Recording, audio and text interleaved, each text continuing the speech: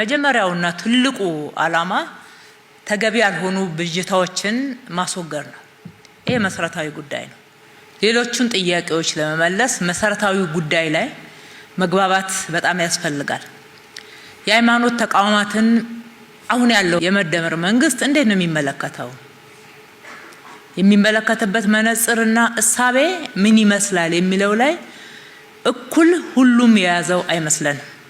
እዛም እዚህም ከሚያጋጥሙን ክፍተቶችና አንዳንድ ሁነቶችና ሁኔታዎች ስንነሳ ግልጽነት ያስፈልጋል የሚል ነው። ይሄ ደግሞ ለወንጌል አማኞች ብቻ ሳይሆን ለኢትዮጵያ ኦርቶዶክስ ቤተክርስቲያንም ለሙስሊሙም ለወንጌል አማኞችም የተዘጋጀ ነው። ከታች ጀምረን በርከት ያለ ሰው ይሳተፍበት ዘንድ መድረኮች እያዘጋጀን መተናል። ዛሬም እዚህ መድረክ ላይ እንዳየነው ይሄም በቂ እንዳልሆነ ከዚህ በላይ መወያየት እንዳለብን የመወያየት ፍላጎቱም እንዳለ የሚያሳይ ነውና ዋናው ዓላማ ይሄ ነው። ሰምታችሁታል። ግን አንዳንድ ሁኔታዎችን መድገም ለማስረጽ ያገለግላል ብዬ ስለማስብ እኔም አንዳንዶቹን መለስልበታለሁ። አንዱ የመደመር መንግስት ወንጌላውያንን የእምነት ተቋማትን የሚመለከተው ኢትዮጵያ ስትገነባ ኢትዮጵያ ዛሬ የያዘችውን ቅርስ ስትይዝ የያዘችውን ቅርስ ብቻ ሳይሆን በልማቷም በሰላሟም በሀገረ መንግስቷም ግንባታ ውስጥ የወንጌል አማኞችም ማገርም ዋልታም ሆነው አብረው ሰርተዋል የሚል ግልጽ አቋም አለው። መንግስት ግልጽ እይታ አለው። ይሄንን ያምናል። ሁለተኛው ትውልድን በመገንባት ትልቅ አስተዋጽኦ አድርገዋል። በማስተማር ቴክኖሎጂ ወደ ኢትዮጵያ እንዲገባ፣ ዘመናዊ ትምህርት ወደ ኢትዮጵያ እንዲገባ፣ ከኢትዮጵያም ደግሞ የኢትዮጵያ ልጆች ወጥተው በስኮላርሺፕ በተለያዩ እድሎች ውስጥ ተሳታፊ ሆነው እንዲማሩ ከዓለም እንዲተዋወቁ ዓለም ስልጣኔ ላይ መድረስ እንዲቻል አስተዋጽኦ አድርገዋል። ይሄንን እውቅና በሚገባ እንሰጣለን። የህዝብ ለህዝብ ግንኙነት እንዲዳበር ማድረግ ላይ የኢትዮጵያ ወንጌላውያን አማኞችም ትልቅ አስተዋጽኦ አድርገዋል። ህዝቦች በሰላም አብረው እንዲኖሩ፣ አንድነታቸው እንዲጠናከር ወንጌል ፍቅር ነው ብለው አስተምረዋል።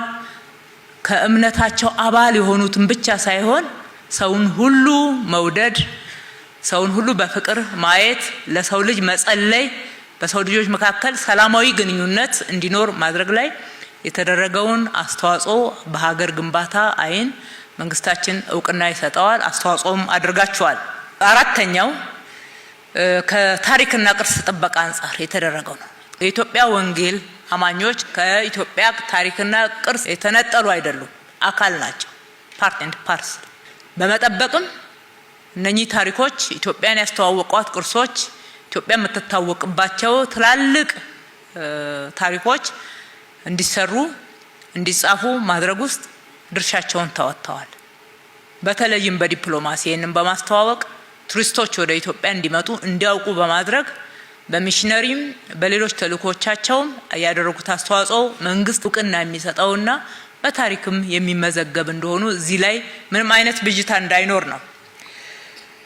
በሀገር ግንባታ ሀገር ስትገነባ በተለይ በልማት የሃይማኖት ተቋማት የወንጌል አማኞችም በሚገባ ኢትዮጵያ ማልማት ውስጥ አስተዋጽኦ አድርጓል። የቅርብ ጊዜ አረንጓዴ ልማት እንኳን ታላቅ ምስክር ነው። ስራን በማበረታታት በኩል ስንፍናን በመዋጋት በኩል ያደረጉት አስተዋጽኦ መንግስት በሚገባ እውቅና የሚሰጠው አስተዋጽኦ አድርጓል ብሎ የሚያምንበት እንደሆነ ማየት ነው። ይሄንን አስተዋጽኦ የላችሁም እናንተ አካል አይደላችሁም የሚል ካለ የግለሰብ ችግር ነው።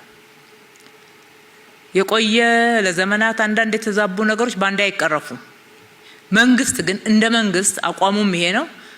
አመራርም ሲሰጥ የመንግስት አገልጋዮችም በዚህ እሳቤ እንዲያገለግሏችሁ የሚያደርግ መሆኑን ነው የምናይበት። አግባብ ይሄ ከሆነ ስናገለግላችሁ የምንከተላቸው አሰራሮች፣ መርሆች በመጠኑ ላንሳቸው። ቅድም በዝርዝር ተነስቷል። እሱን ደጋግመን መነጋገር ያስፈልጋል። እነኚህ መርሆች አንዱና የመጀመሪያው እኛ መንግስት ነን፣ እናንተ ሃይማኖት ተቋማት ናችሁ። ይሄ ማለት ስለ ሴኩላሪዝም ማለት ነው። የተለያየነን ከተልእኮ አንጻር ማለት ነው። የምንሰራው ስራ አይደበላለቅም። ስራችን መንግስታዊ ሃይማኖት የለንም፣ ሃይማኖታዊ መንግስትም የለን። በኢትዮጵያ ውስጥ መንግስት ሴኩላር ነው። ይሄ ማለት ከአብሮ መስራት ጋር ይምታታል ላላችሁት፣ አዎ የግንዛቤ ችግር አለ፣ ብዥታዎች አሉ። እኛ መንግስት ቤት ውስጥ ሃይማኖታዊ ተግባራትን አናከናውንም። የመንግስት አገልግሎትን ነው የምንሰጠው። በገለልተኝነት ነው የምናገለግለው። ስርዓተ አምልኮ አይደረግም መንግስት መስሪያ ቤት ውስጥ። መንፈሳዊ ተግባራት የሚከናወኑት በመንፈሳዊ ቤቶች ውስጥ ነው። በመንፈሳዊ ቤቶች ወይም ደግሞ በሃይማኖት ተቋማት ወንጌላውያንን ጨምሮ እንደዚህ ስበክ፣ በዚህ መልክ አስተምር፣ በዚህ መልክ አምልክ፣ ዶክተሪኑ እንዲሆን አይልም መንግስት። ጣልቃ አይገባም እያልን ነው። ይሄን የምትወስኑት ራሳችሁ ናችሁ ነው እያልን ያለነው። የሀገሪቱን ህግ እስካልጣሰ ድረስ፣ የሀገሪቱን ህገ መንግስትና አሰራር እስካልጣሰ ድረስ፣ የሀገሪቱን ህግ እስካከበረ፣ አሰራር እስካከበረ ድረስ መንፈሳዊ ተግባራት እንዴት መተግበር እንዳለባቸው በቤተ እምነቱ ውስጥ የአስተዳደር ስርዓቱም ጨምሮ የቤተ እምነቶቹ ሙሉ ስልጣን ነው። መንግስት ጣልቃ አይገባም ነው። ይሄንን በዚህ በኩል እናንተ ዘርዝራችሁ እዩት። ሌሎችን ጉዳዮች ዋናው መርሁ ይሄ ነው እያልኩ ነው። በመንግስታዊ ተግባራት ውስጥም ቤተ እምነቶች መተው እንደዚህ አድርጉ፣ በዚህ መልክ አድርጉ፣ አታድርጉ ብለው ለመንግስት ህግም ሊያወጡ መንግስትንም በዛ ደረጃ ሊመሩ አይገባም። በሌላ በኩል በአሁኑ ዘመን ፈተና እናየው ካልን ደግሞ ፖለቲካ ተግባራትን ቤተ እምነት ውስጥ አንተገብርም ነው። ሃይማኖታዊ ሽፋን ይዘው ወደ ቤተ እምነት እየተገባ ያለውን የፖለቲካ አዝማሚያ በምንም አይነት መንግስት አይደግፈውም። ይሄንን አብረን መከላከል አለብን። መንፈሳዊ ቤቶች የጸሎት ቤቶች ናቸው፣ መንፈሳዊያን ናቸው።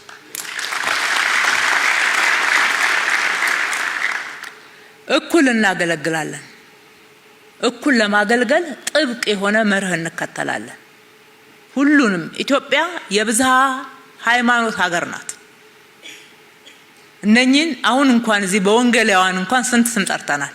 በካውንስሉ ስር አንድ ናቸው አውቃለሁ። በህብረቱ ስር አባል ናቸው።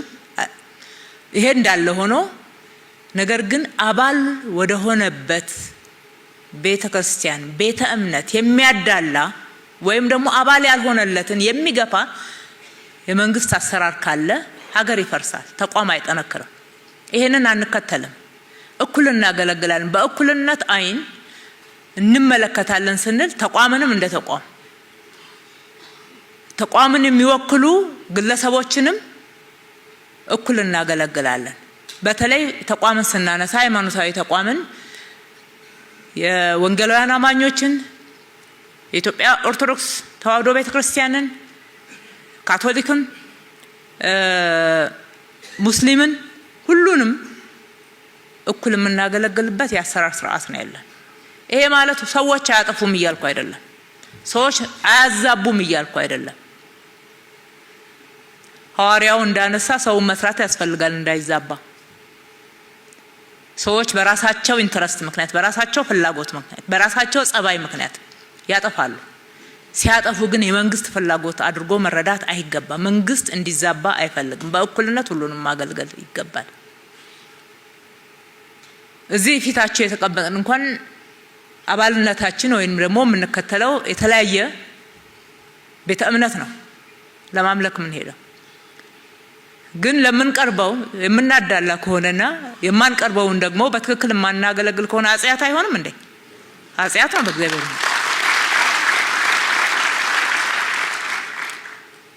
በእኛም በመንግስት ቤት አገልግሎት እኩል የምንልበት ዋናው የምንመራበት ህግ አለን ነው።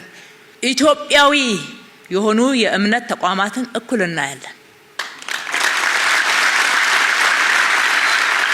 የወንጌላውያን የተዛባውን ነገር እያያዛችሁ አንዳንዶች ሲከፋችሁ የበደልተኝነት ስሜት ሲሰማችሁ ስለምናዩ መንግስት እንደዛ ያምንም።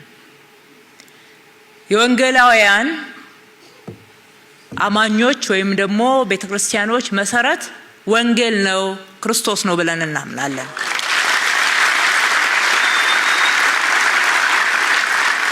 ስለዚህ የምትሰብኩት ወንጌልን እስከሆነ ድረስ እናንተ ኢትዮጵያውያን እስከሆናችሁ ድረስ የተመሰረታችሁት ኢትዮጵያ ውስጥ እስከሆነ ድረስ በምን ሚዛን ነው የውጭ የምትሆኑት? በየትኛውስ መመዘኛ ነው መጤ ልትሆኑ የምትችሉት? እምነት ሁሉም ሀገር አለ። ኦርቶዶክስ ዓለም ላይ አለች፣ ሙስሊም ዓለም ላይ አለ፣ ወንጌላውያንም ዓለም ላይ አሉ። ይሄው ነው።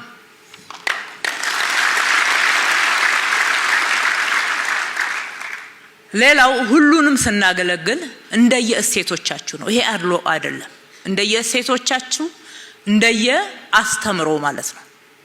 እሴቶችን አስተምሮን የሚመረበትን ዶክትሪን እናከብራለን አገልግሎታችንን ስንሰጥ። ለምሳሌ ስርዓተ አምልኮ ለማድረግ የመንግስት የጋራ መገልገያ ቦታዎችን ስትጠይቁ፣ የመንግስትን ጥበቃ ስትፈልጉ፣ ሌሎች የማምለኪያም ሆነ በዓላትን ለማድረግ የሚደረጉ ስርዓቶች በሚኖሩበት ሰዓት ኦርቶዶክስን ስናገለግል እንደ ኦርቶዶክሳዊ ስርዓት እናገለግላቸዋለን፣ አገልግሎት እንሰጣለን። ሙስሊምን ስናገለግል እንደየ እሴቶቻቸው የሚያምኑበት እሴት እንዲጠበቅላቸው እናደርጋለን ማለት ነው። ኢቫንጀሊካልን ወንጌላውያንን ስናገለግል የወንጌላውያን እሴት ተጠብቆ በዓሉ እንዲደረግ ስርዓቱ እንዲፈጸም ጥበቃ እናደርጋለን። ከኛ የሚፈልገውን ድጋፍ እናደርጋለን። ይሄ ማለት ማዳላትም አይደለም፣ እምነት ውስጥ መግባትም አይደለም። ቅድም ከምትሉት ጋራ የትኛው ነው መስመሩ ከሚለው ጋራ የሚደበላለቅ ሳይሆን ግልጽ የሆነ አሰራር ያለው እንደሆነ እናንተ መብታችሁን ስትጠይቁ ይሄ ኮንፊደንስ እንዲሰማችሁ ነው። ሌላው በጋራ እንድንታገለው ይገባል። አዝማሚያው ቀድሞ ተነክቶበት በጋራ ካልታገል ነው በስተቀር በቤተ እምነት ውስጥ እየገባ እየመጣ ያለው ምናያቸው ዝንባሌዎችና አዝማሚያዎች በጋራ ልንከላከላቸው የሚገባ ነው ብለን የለየናቸው አንዱ ሃይማኖታዊ አክራሪነት፣ ሃይማኖታዊ ሽፋን ያለው ጽንፈኝነት፣ ሃይማኖታዊ አክቲቪዝምነት። ይሄ በሃይማኖት ሽፋን የፖለቲካ ተግባር ሊሆን ይችላል፣ ግጭትን ለማባባስ ወይም ደግሞ ለመፍጠር ሊሆን ይችላል፣ ጥልን ክርክርን ለመፍጠር ሊሆን ይችላል፣ ክፍፍልን ለመፍጠር ሊሆን ይችላል።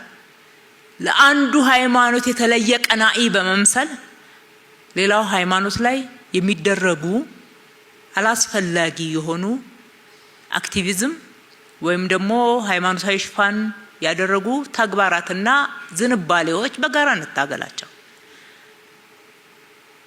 የተመሰረትንበት ዋናው ዓላማ መንፈሳዊው ስራ አድርጉ የሚለንን ካደረግን ምንም የሚያጣላ ነገር የለም። የሚበቃንን ሰጥቶናል እሱ። በአክቲቪዝም መንገድ መሄድ ተቋምን ያዳክማል፣ ጉልበተኞችን ይፈጥራል። ግለሰቦች ጉልበተኞች የሆኑና የተቋም አሰራር እየተጣሰ ተቋም እየተዳከመ ግለሰቦች እየፈረጠሙ ይሄዳሉ።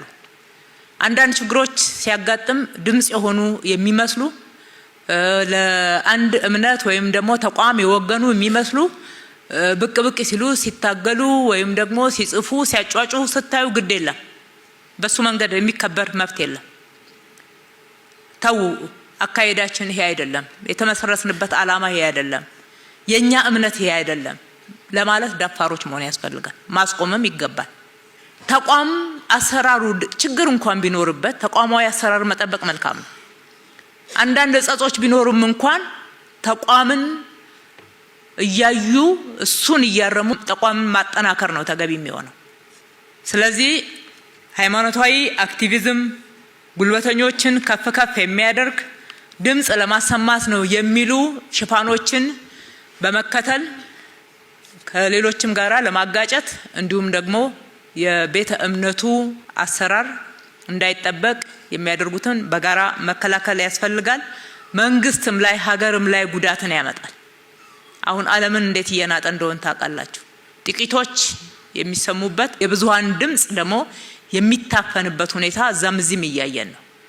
ሀገራችን ላይ እጅ ለእጅ ተያይዘን ይሄንን ካልታገልን ጉዳቱ የሁላችንም ነውና መታገል ያስፈልጋል፣ መከላከልም ያስፈልጋል። የጋራ ስራችን ነው እንላለን። ሁላችንም በየአካባቢያችንና በዙሪያችን ያለውን መከላከል የምንችለውን ካልተከላከል ስፍራ አይኖረው።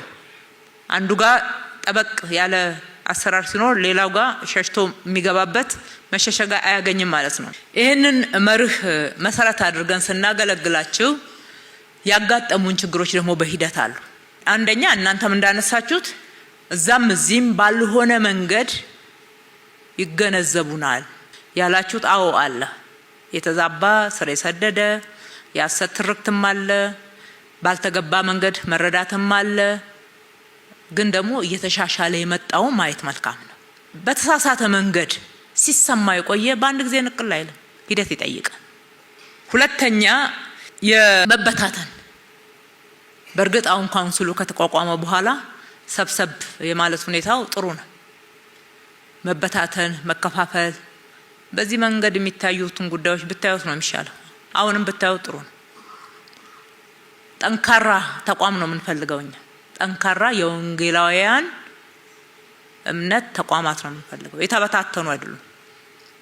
አንድነት ኃይል ነው ይሉ የለ ሲተርቱ። መበታተን ምን ይጠቅማል? ለወንጌል ከሆነ የሚበታትን አይመስለኝም፣ እሱ የሚያሰባስብ እንጂ።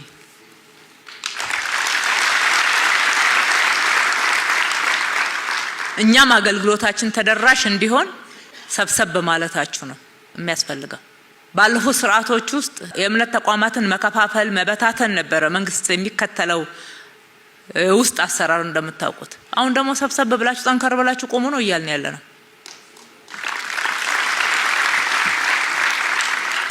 ሌላኛው ፉክክር ነው። ፉክክር በአጠቃላይ በእምነት ተቋማቶች መካከል አለ፣ አንክደው። ከሌሎች እምነቶች ጋራም በዚሁ ደረጃ ተወያይተናል። ትብብር ነው ለኢትዮጵያ የሚጠቅማት። መተባበር የምንችልበት 1001 አጀንዳዎችና ምክንያቶች አሉን። የሚያለያዩን ጥቂት ናቸው። አስተምሮ ላይ ሊሆን ይችላል የሚያለያይ በጣም ጥቂት አለ። የሚያለያየውን ማክበር፣ የልዩነት ቦታውን በክብር መተው፣ ማናምንበትን ፓርት በክብር ለሚያምኑበት እንተዋለን። ነገር ግን ትብብር ደግሞ ያስፈልጋል። የአንድ ሀገር ዜጎች ነን፣ ኢትዮጵያውያን ነን። ኢትዮጵያን ለማበልጸግ ኢትዮጵያን ለመገንባት ትላንትና ዋጋ ከፍለናል በጋራ።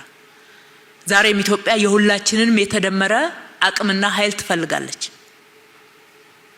በልማት በጋራ መስራት ይቻላል። ልክ በበዓላት ጊዜ አንዳንድ ጊዜ እንደሚደረገው በጽዳት በተለያዩ በአረንጓዴ ልማት በጋራ ትብብር ሲደረግ እናያለን። እሰየው ጥሩ።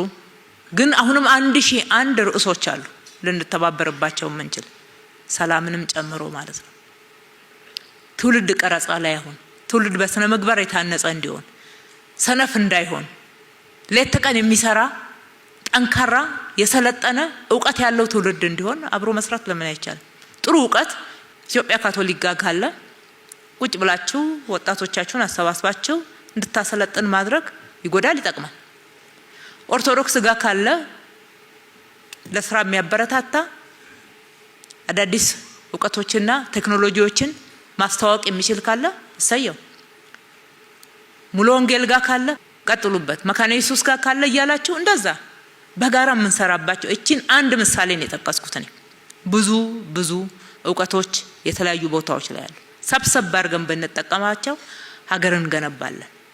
ዓለም ላይ ያሳፈረንን ድህነት ያሸማቀቀንን ለመቅረፍ እጅ ለእጅ መያያዝ ያስፈልጋል። ይሄ የትኛው አስተምሮ ነው የሚከለክለን? የትኛው ወንጌል ነው ይሄንን የሚከለክለን? እዚያው ትጋት ለጸሎትም ለመልጃም ያስፈልጋል እንዴ? ዲቮሽን ያስፈልጋል፣ ለስራ ያስፈልጋል። ጳውሎስ ምንድነው ያለው? ሊሰራ የማይወድ አይብላም። ትውልዱን ይሄንን በድፍረት በይፋ ማስተማር ያስፈልጋል። አገር እንዴት ትበለጽጋለች ታዲያ ካልሰራን? ለኛ ነው የሰጠው ፈጣሪ አምላክ ኢትዮጵያን የሰጠው ለኛ ነው። የኛ ሀገር ናት። እኛ ካለበጃጀናት፣ እኛ ካላሳመርናት ቃሉ እንደሚለው ምድርን ተንከባከቧት ስሯት እንድናለማት የሰጠው ለኛ ነው አይደለ? ታዲያ ማን መጥቶ ያልማ? እኛ ለስራ እጆችን ካላበረታን፣ ካላነጽን፣ ካላነሳሳን፣ ስንፍናን ካልገጸጽን ማን ይመጣል? ቢመጣ እንኳን የሆነ ስልጣና እንደዚህ ሰጥቶ ሊሄድ ይችላል። ግን እስከ መስራት እስከ መጨረሻው ድረስ ዛሬ ነው ዋጋ ከፍዬ ብሰራ እንኳን የሚጠቀምበት ልጄ ነው፣ የልጅ ልጄ ነው፣ ሀገሬ ነው ብሎ መስራት የሚችል እንደዜጋው ማንም የለም። በዚህ ላይ ትንሽ ቅር የሚያሰኙ ግንኙነቶች እንኳን ቢኖር ለትልቁ ቪዥን ለትልቁ ዓላማ ብሎ መተባበር፣ እሷን ቻል ማድረግ ያስፈልጋል ማለት ነው። ጤናማ የሆኑ ግንኙነቶችን ማዳበር፣ መልካምነትን ከሌሎች ጋራ መልካም ባልሆኑ ጉዳዮች እኮ መወዳደር መፎካከርም አያስፈልግም። መልካም በሆኑ ጉዳዮች ግን አርአያ ለመሆን መሽቀዳደም ያስፈልጋል ማለት ነው። መቼም አባቶች እኔ ለእናንተ እየመከርኩ አይደለም። እንደ መንግስት እንደዛ ነው የምናስበው፣ እንደዛ ነው የምንጠብቅባችሁ። ምን እናድርግ ብላችሁ ስለጠየቃችሁ ነው እየተናገርኩ ያለሁት። መልካምነት ከኛ ይቀዳ። በቤተ እምነት ውስጥ ሙስና አለ። ወደ እናንተ እንኳን የሚጻፍልን ደብዳቤና ድጋፍ ሲደርስ ሙስና ይታያል። እዛም እዚህም ሰው ሲመደብም እንደዛ ነው የሰማሁት። ይህን መስማት በጣም ከባድ ነው። የመጀመሪያ ቃሉን መያዝ ነው። እንግዲህ መስረቅ ኃጢአት ነው ብሎናል።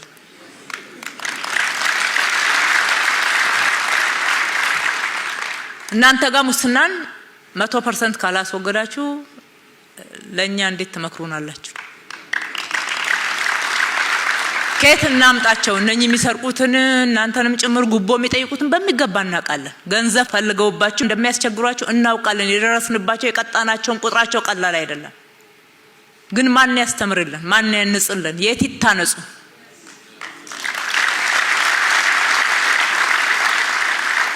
ያልዘራ ነው አይበቅል። ከትውልድ ከሕፃንነት ጀምሮ በየትምህርት ቤቱ ከሚያዩት ድርጊት ጀምሮ ከፋሚሊ ጀምሮ ይሄንን መስራት አለብን። እውነት ነው። መንግስት ቤትም በቤተ እምነቶችም ፈተና እንደሆነ መረጃዎች አሉ። እናንተ ስላላችሁት ብቻ አይደለም አሉ። ጣልቃ ስለማንገባ እንጂ ተቋሞቻችሁ ከጠነከሩ አንፈራም፣ ያዝነው ወንጌልን ነው የሚለው እምነት ካለ መታገል ያስፈልጋል። መጽዳት አለበት። ቤቴ ንግድ ቤት አይደለም።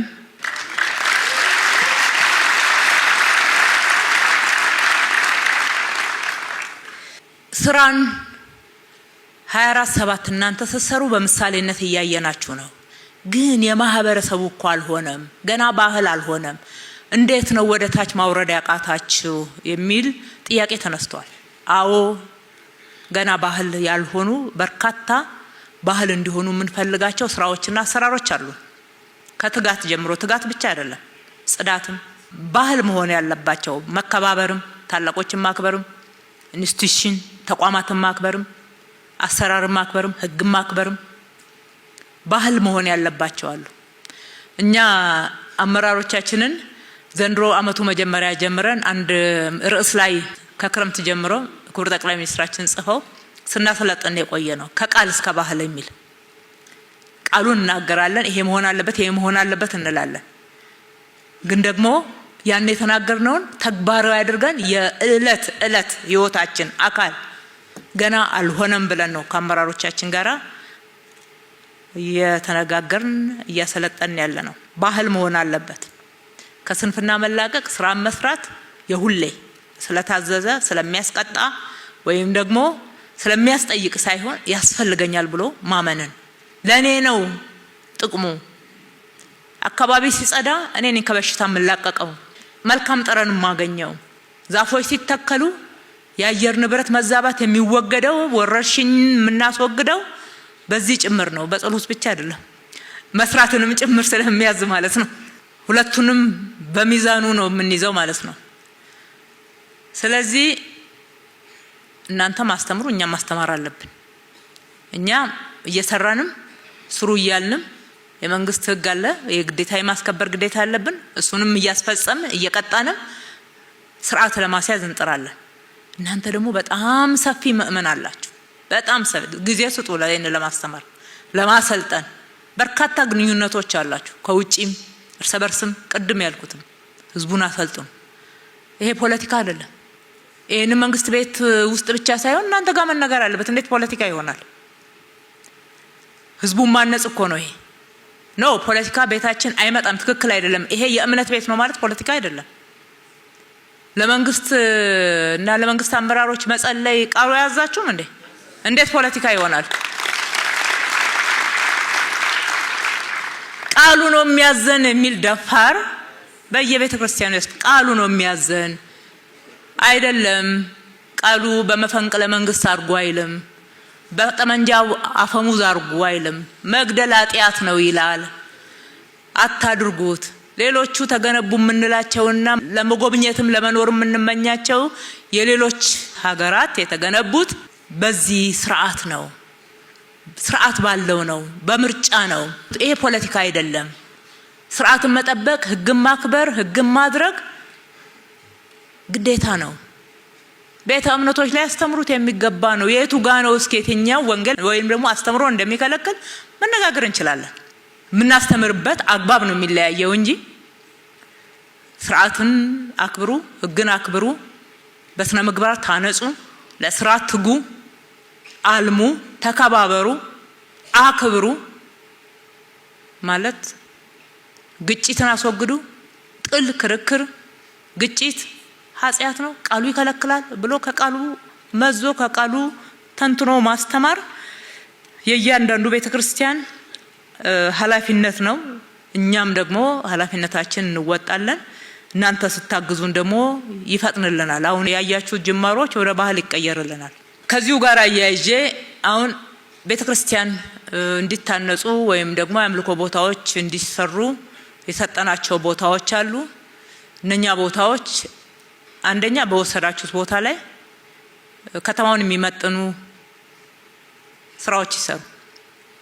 እንግዲህ ዋና ከተማችን አዲስ አበባ ስታንዳርድ አውጥታለች። የግንባታ ስታንዳርድ፣ የጽዳት፣ የአረንጓዴ ውበት፣ የቦታ አጠቃቀም እሱን ማክበር ያስፈልጋል ማለት ነው። አትስሩ ቆርቆሮ በቆርቆሮ። ለምን?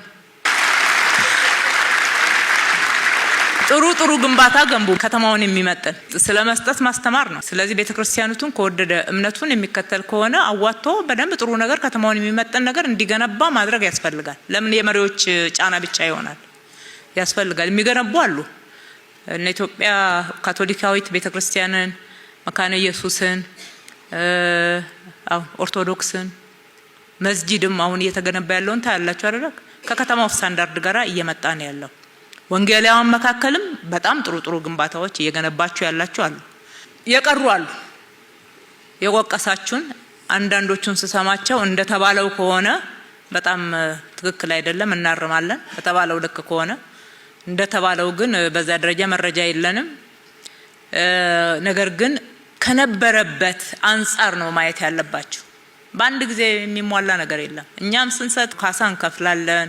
ባለቤት የሌለው መሬት የለም። ተኪ ቦታ መፈለግ አለብን። ሰዎችን ቤት ሰርተን የቀበሌ ከሆነ በፍትሃዊነት ማስተናገድ አለብን። ግማሾቹ የእናንተው ምን ናቸው። ስለዚህ ድሆችን አንበድልም። ይሄ ለዚህ ተወስኗል ብለን አንገፋም። እዛም እዚህም እንዳላችሁት ደግሞ በደላላ በተለያየ መንገድ የተደራጁ ጭምር ለመንፈሳዊ ጉዳይ ብቻ ሳይሆን ለጥቅም ተሳስረው ያስቸግሯቸዋል። እናንተም ብቻ አይደለም እኛንም ያስቸግሩናል። በጣም ነው የምንታገላቸው። እስከዛሬ ድረስ በመንግስት ክርክር ላይ በዚህ መንገድ አሸንፈው ውጤታማ የሆኑበት የለም። ግን ደግሞ ጊዜም ጉልበትም ገንዘብም ሲያባክኑብን እናያለን። እንግዲህ የነበርንበት ፖለቲካል ኢኮኖሚ ችግር ስለሆነ ባንዴ መንጭቀን አንወጣም። እንደዚህ አይነት የወሰነውን ውሳኔ ግን ለማስከበር ጥረታችን ተጠናክሮ ነው የሚቀጥለው። ክፍለ ከተማ አመራሮች ዛሬ ከናንተ ጋር እዚህ ቁጭ ብለው የሚያዳምጡበት ዋናው ምክንያት እያንዳንዷ የተነሳችውን ችግር መነሻ አድርገው አሰራርን መፈተሽ እንዲችሉና እንዲያስተካክሉ ነው። ስለዚህ በዚህ ምክንያት የተበዳይነት ስሜት አይሰማችሁ። ግድ የለም፣ የተደረገው ይበልጣል። አላለቀም፣ ገና ነው፣ የተሟላ አይደለም የሚለው እንቀበለዋለን። አንዳንድ ቦታ ላይ ደግሞ በመረጃ ፍሰት ችግርም በጣም ተንገላታችሁ ይሆናል። 8 ዓመት 10 ዓመት ያላችሁት እንደዛ አይነት መኖሩን በመረጃ ፈትሸን አይተን ቅድሚያ ሰጥተን ማን ነው የበለጠ የተጎዳው፣ ማን ነው አመላለስ ላይ በፍትሃዊ መንገድ ያልተስተናገደው የሚለውን ሰሞኑኑ ፈትሸን በሰሞኑ ውሳኔ ውስጥ ካልተካተተ አይተን ምላሽ እንሰጣለን። በአንድ ጊዜ ሁሉ መመለስ ስለማንችል እዛም እዚህም ደግሞ በአሰራር ምክንያት የሚያዛቡም ስላሉብን እንጂ ማንንም የመበደል ፍላጎት ኖሮን እንዳልሆነ አውቃችሁ የተበዳይነት መንፈስ አይሰማችሁ ለማለት ነው። ማህበራዊ ልማት ላይ በጎ ማድረግ ላይ ተሳትፎን አጠናክሩ። ምእመኖቻችሁን በደንብ አደራጅታችሁ አስተባብራችሁ በበጎ ስራ ማህበረሰቡ ጋር ድረሱ። የራሳችሁ አባላት ጭምር በከፍተኛ ችግር ውስጥ ያሉትን መድረስ ለኛ ለከተማ አስተዳደሩ ችግር ማቃለል ነው። እናንተም እንደስራችሁ ብትወስዱ ጥሩ ነው። አንዳንዶቹ በጣም በጥብቅ አብረን እንሰራለን። ቀድመም ሲነሳ እንደነበረው በማዕድ ማጋራት፣ ለድሆች ቤትን በመስራት እንዲሁም ደግሞ አካባቢ ከብክለት ነፃ እንዲሆን በማድረግ በጉልበቱ እንኳን ማህበረሰቡ እኮ ቢሳተፍ ብዙ ይሰራል።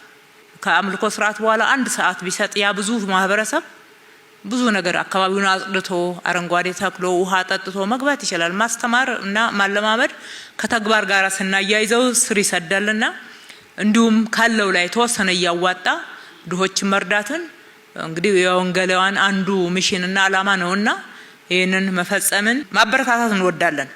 ሌሎች ጥያቄዎች አንፃር ያላነሳናቸው ካሉ በውይይት ከመሪዎቻችሁ ጋራ አይተን ተመካክረን በግልጽነት ጊዜው መቼ እንዴት የሚለውን እንመልሳለን። ሁሉን ግን በአንድ ጊዜ መመለስ እንደማንችል እናንተም እንድትረዱን እንፈልጋለን። አገልግሎት አሰጣጥ ላይ መረጃ ስጡ። እናንተ አስተምሩ ብቻ ሳይሆን እኛም ከናንተ ተጨባጭ መረጃ ማግኘት እንፈልጋለን። ህዝቡ አይን ጆሮ ይሁነን እያልን ነው በየመድረኩ ምን ለምነው ምን እናገረው። አትፍሩ። የሚፈራ ፈጣሪ ብቻ ነው። አትፍሩ። ሰው ተጽዕኖ አይደርስባችሁም እያልኩ አይደለም። እንዲስል ማን ይጋፈጠው ነው። እንጋፈጠው። ብዙ የሚጋፈጥ እየበዛ ሲሄድ እኮ ያይዳከማል። ችግሮች እንዲፈቱ የሚጣጣር ከሌለ ያኛው የሚያጠፋው እየጎለበተ ይሄዳል። በመጨረሻ ሁላችንንም ያዳክማል። አሰራርም ኢንስቲትዩሽንም ይጎዳል። እንደዛ ስለሆነ በእናንተ ላይ እስከሚደርስ ለምን ተጠብቃላችሁ? ስትሰሙ አባላቶች አላችሁ ይነግሯችኋል እኮ ገብተው ጉቦ ከፍዬ እንዲህ አይነት አገልግሎት አገኘው የሚሏችሁ ኢንፎርሜሽን የሚነግሯችሁ አባላቶች ያሏችሁ እንዴት ነው ብላችሁ ጠይቁ። መረጃ አለው ወይ ብላችሁ ትንሽ አጣርታችሁ ወይም ደግሞ እናንተ ለማጣራት ቢከብድባችሁ እስኪ አጣሩ። እንዲህ ሲባል ሰምተናል፣ እንዲህ አይነት መረጃ አግኝተናል፣ እናንተ ከኛ በተሻለ ሁኔታ ማጣራት ትችላላችሁ፣ አጣሩት እስኪ ብትሉን ለኛ ትልቅ ድጋፍ ነው። እንዲህ ለወጥ ከፈለግን በጋራ ነው መስራት ያለብን። እንግዲህ በጥቅሉ ያደረግናቸው ውይይቶች በዚህ መቋጨቱ ተገቢ ነው ብዬ አስባለሁኝ። በጣም ለሚቀጥለው ስራ ጊዜያችን በሰላም በልማት በሀገረ መንግስት ግንባታ ህገወጥነትና አላግባብ የሚከዱ አካሄዶችን በመታገል አካባቢያችንን በማልማት በማጽዳት በመንከባከብ በመጠበቅ ለስራ ዜጎችን በማትጋት አብረን እንሰራለን ብለን እናስባለን። ወደፊት መረባረብም ያለብን በዚህ ላይ ነው። በየክፍለ ከተሞቹ ያሉ አመራሮቻችን እዚህ ሆነው ዛሬ የሚያዳምጧቸው በየክፍለ ከተማ ካሉ የአብያተ ክርስቲያናቱ ወይም ደግሞ የህብረቱ ተወካዮች ጋራ ግንኙነት ይፈጠር። አብራችሁ መከሩ። ከሌሎች ሃይማኖቶች ጋራም ጥሩ ግንኙነት እየተፈጠረ በጋራ መሰራት የሚገባው ጉዳይ ላይ እቅድ ወጥቶ ሁሉ ጊዜ መገናኘት በሩብ ዓመት እንኳን መገናኘት ቀላል አይደለም። ቀስ እያልን ባህሉን እያዳበርን እንሄዳለን። ይሄ ስልጠና ወደ ታችም ቢወርድ ጥሩ ነው ባላችሁት በየክፍለ ከተማው ባለፈው ያልተከታተሉ ካሉ ከሰላምና ጸጥታ ቢሮ ጋር ተነጋግረን እንዲሁም ከአብያተ ክርስቲያናት ህብረትና ከካውንስሉም ጋር ተነጋግረን አንድ ላይ አቅደን እንሄድበታለን። እናንተም ከዛ ተነስታችሁ የራሳችሁን ዝርዝር ደግሞ ወደ ውስጣችሁ በጣም ጠጋ ያለው ከውስጡ የምትወስዱት ለእናንተ የሚጠቅመውን ወስዳችሁ ሂዱበት እንላለን። ስላዳመጣችሁን ፈጣሪ ያክብርልን። በጣም እናመሰግናለን።